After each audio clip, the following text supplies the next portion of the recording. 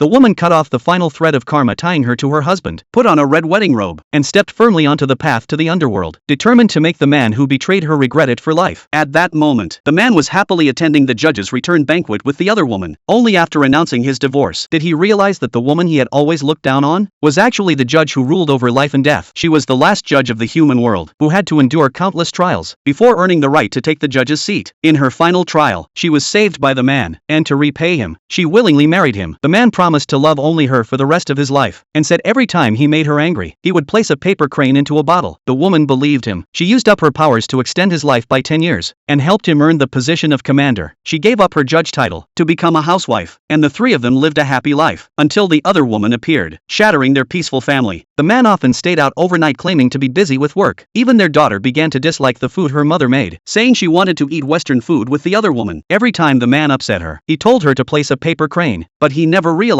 that the bottle was already full. Only then did the woman understand that 8 years of love meant nothing to him. Suddenly the underworld leader appeared, questioning why she hadn't returned 8 years ago. The woman begged for 3 more days to sever all ties in the human world. Then she would return without delay. After he left, the man called her, claiming he was too busy today, and would celebrate their anniversary tomorrow. The woman waved her sleeve and cast a spell. In the next second the man appeared before her eyes, and she saw him entangled with the other woman again. She completely gave up, picked up the judge's pen that had been sealed for years, and announced her return in 3 days. News of her comeback quickly spread across the realms, and preparations for a grand ceremony began. Just then a strong wind shattered the man's wineglass. He too received news of the judge's return banquet, unaware that the wind was the underworld leader, urging her to return immediately.